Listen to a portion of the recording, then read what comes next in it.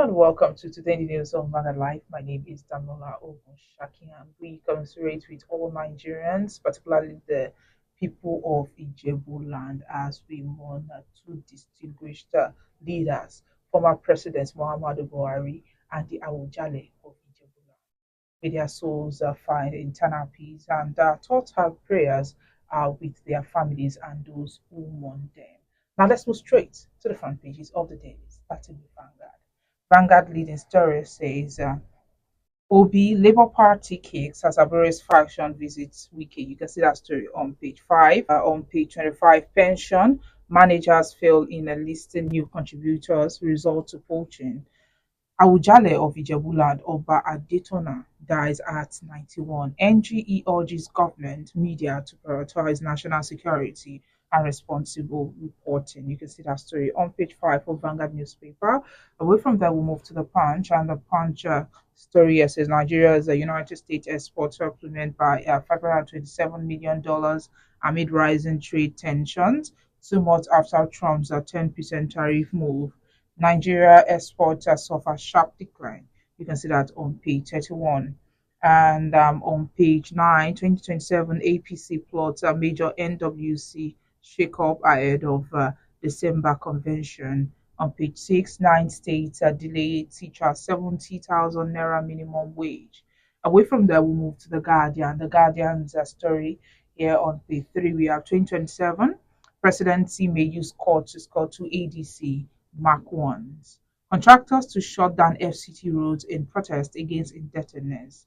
Newspage 29 as a story. Labour Party slams Abure over secret meeting with Wiki. Reaffirms their suspension. Opposition lament as APC sweeps Lagos local government polls. And lastly, on the Guardian newspaper, Anglican Bishop decries hardship, says it's adversely affecting churches. You can see that on newspage 4. And lastly, the Nation newspaper has the story of the former president Kwasi Nigeria months. And also, we have those stories on the front pages of other dailies. And this is where we have to end the morning lines this morning. Join us after the break for a brief analysis of some of the stories with our guests.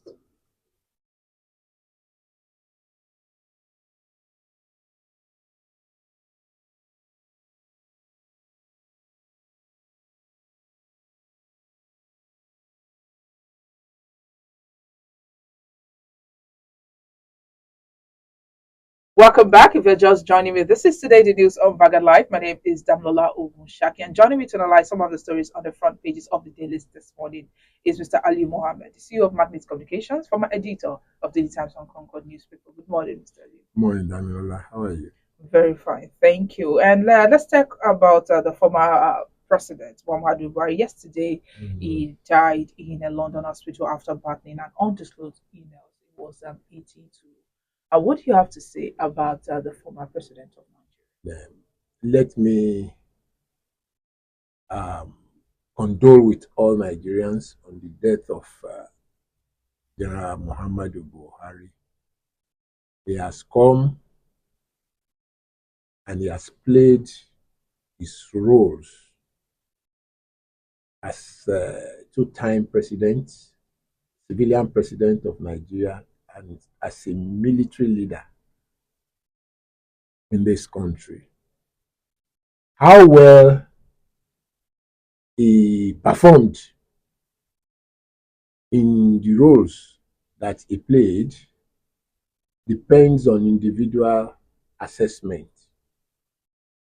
To me, he has tried his best as a military leader. Don't forget that when he came as a military leader, he introduced a lot of regulations and laws like war against indiscipline, from where we derive the culture of queuing today. In those days, you go into the bank, you are faced with a rowdy scenario. There was this catchphrase, war against indiscipline, which was effectively and fervently implemented when he was the military leader of this country. I can recall that Part of the things introduced was people queuing up in public institutions and at major outings where you need to maintain order and discipline. And that has become part of us till today. Then Buhari, as a person and as a military leader, to me, he was a disciplinarian. And he tried to impart that into the culture and tradition of Nigeria. He did his best on that. I cannot call him a perfect leader. Just like anybody, he may have his own weaknesses, which upon which people have formed their opinion of him. But to me, as an individual, he has come as a two-time president of Nigeria. He was a military leader and he was a civilian individual. He has come as a two-time president of Nigeria. He was a military leader and he was a civilian president. He has tried his best to ensure that Nigeria becomes a good place to play. He was a leader, he was a team leader, and you cannot 100% put the blames of the two administrations which he led on him. He had Idiagmo in those days, who was regarded as the man behind the war against indiscipline, far more than Buhari. During the military regime, you heard more about Idiagmo than Buhari. He was in the background, even though he was the head of state. Then you heard more about Idiagmo. And Idiagmo was a very stand tough looking man, far more than Buhari. Don't forget that during the coup, they easily arrested Buhari. There was no resistance when the soldiers went there to arrest him. They had free access to him. If it were another soldier, those soldiers would have battled heavily to have access to the president and arrest him. But in his days, he waited for when he heard that they were coming, he waited and he was arrested. Nothing happened, no bloodshed. To that extent, I would say that he did his best. He has contributed in his own way to what Nigeria is today. And we must not continue to remember him as a president who inflicted, yes, he inflicted some hard policies on this country. That may be his own perception of administration, and we may see it differently, and he saw it as something that is good for the country. So we are allowed to differ on issues, but to me, we must commend him for the little he was able to do as the president of Nigeria in the military regime and a civilian president.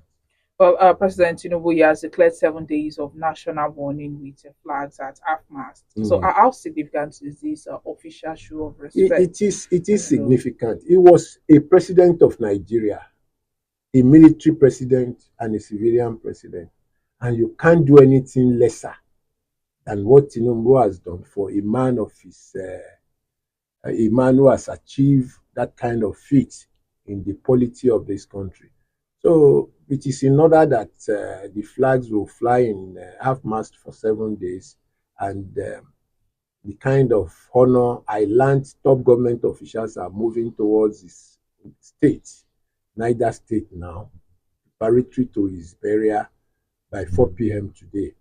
I commend the steps so far taken by the President of Nigeria, President Tinubu, and we cannot but wish that General Buhari will rest in perfect peace.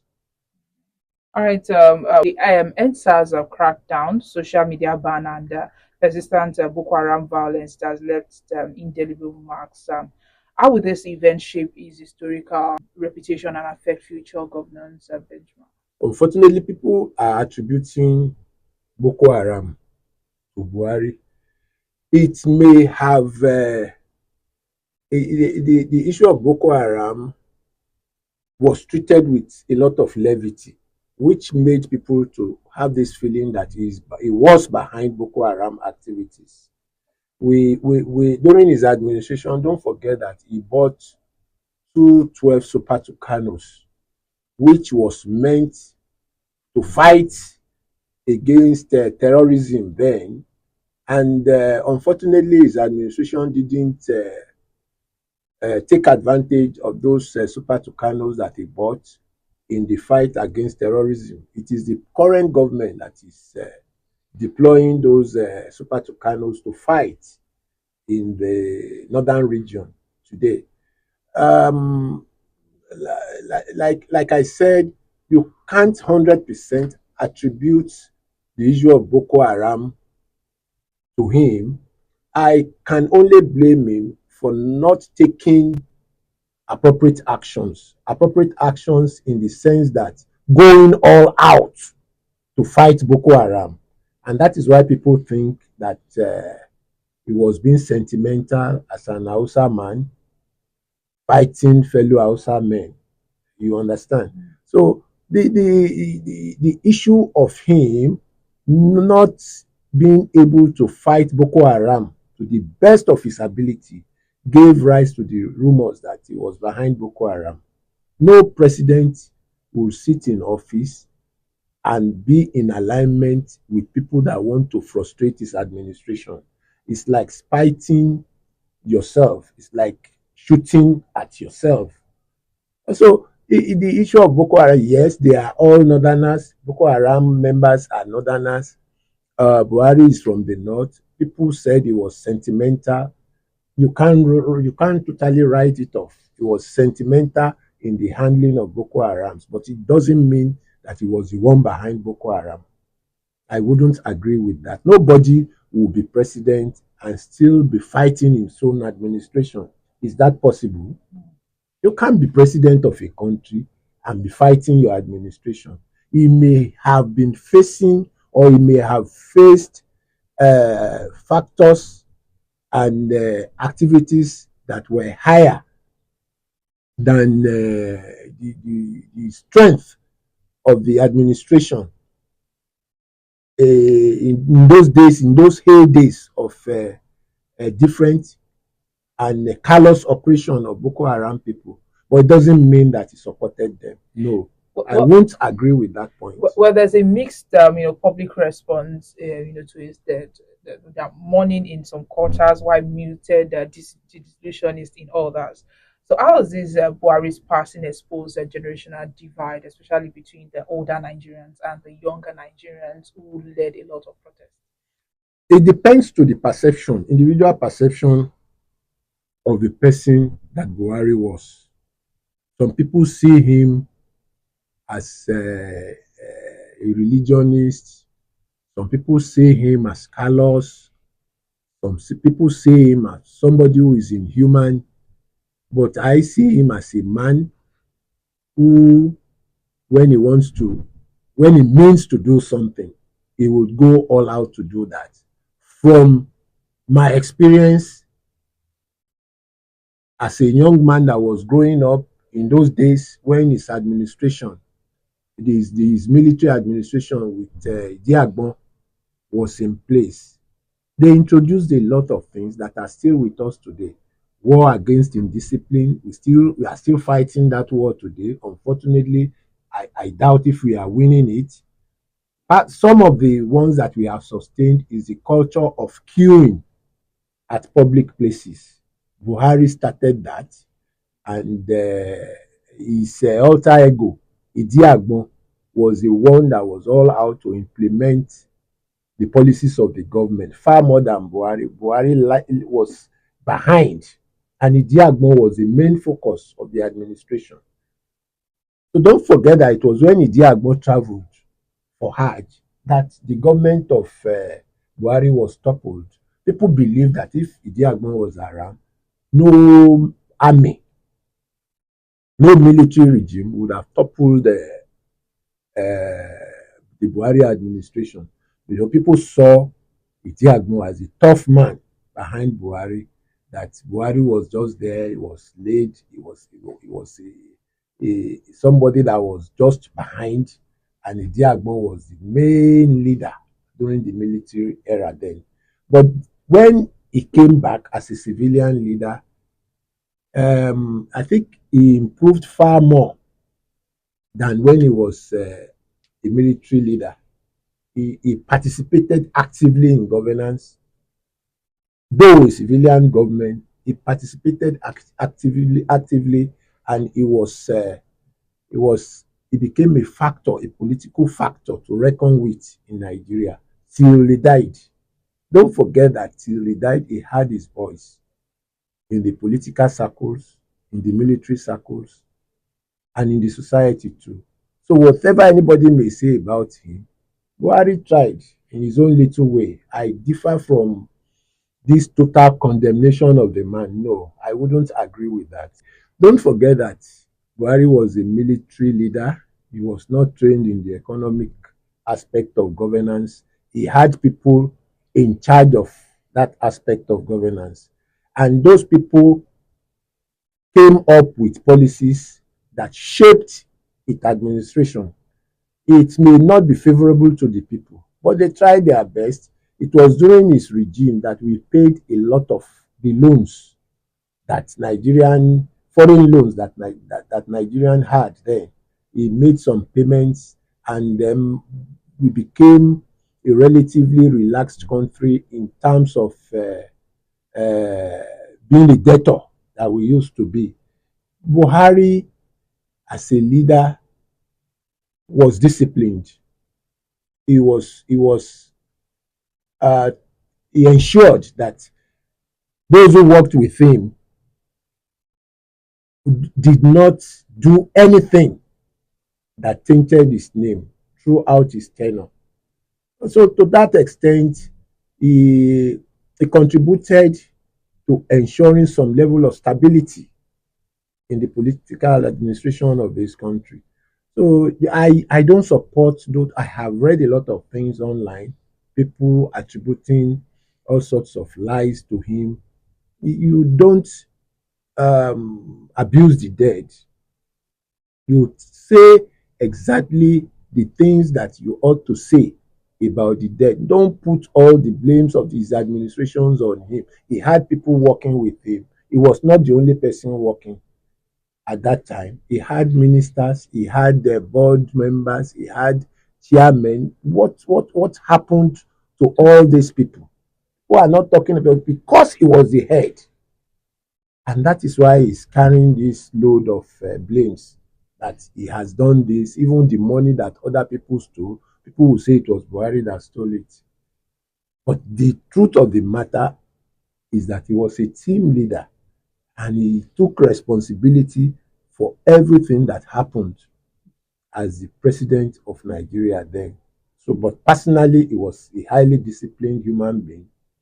He was somebody that tried as much as possible to avoid corruption and to ensure that all those who worked with him didn't come out with dirty image.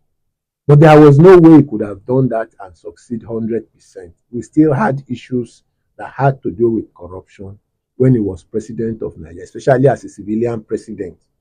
We had issues that had to do with corruption. But you can't 100% say that he was directly involved. May so rest in peace. Amen. Let's move away from that. Contractors, they've threatened to shut down FCT roads over a month of unpaid fees. So how disruptive could this be to Abuja's daily operations, and is this the only leverage contractors have left? Unfortunately, we are having that issue. According to what I read, several promises that were not fulfilled by the authorities in that area.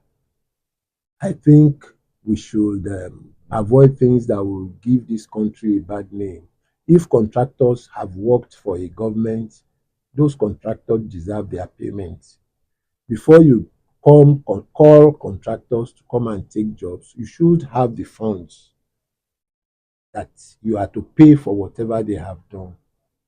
So to me, it's a needless crisis. They should try. This is not a time that we allow such crisis in the Federal Capital Territory or even any part of Nigeria. With what people are going through today, hunger, starvation, the slightest opportunity that people have can be negatively utilized against the government of Nigeria. So we have to be careful the way we handle certain issues at this time, because for Nigeria to survive as a country, we need absolute peace at this very crucial. Because for Nigeria to survive as a country, we need absolute peace at this very crucial time. Has gone through a lot. Has gone through a lot, and we are praying that the stability we have now should be sustained. Anything